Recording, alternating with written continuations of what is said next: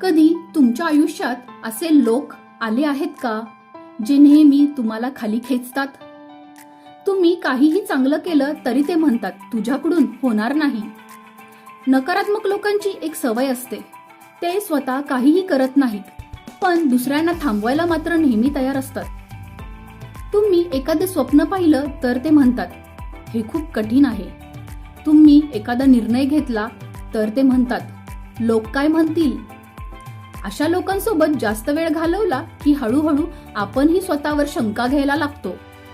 आपला आत्मविश्वास कमी होतो, आपली स्वप्न लहान वाटायला लागतात आणि सगळ्यात वाईट म्हणजे आपण आपली क्षमता विसरून जातो.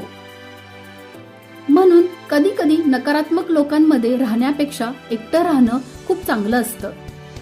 कारण एकटेपणात कोणीही तुम्हाला खाली खेचत नाही. एकटेपणात तुम्हाला स्वतःचा आवाज ऐकू येतो. एकटेपणा कमजोरी नाही, ती एक संधी आहे स्वतःला ओळखण्याची, स्वतःला मजबूत बनवण्याची आणि स्वतःची स्वप्न पूर्ण करण्याची.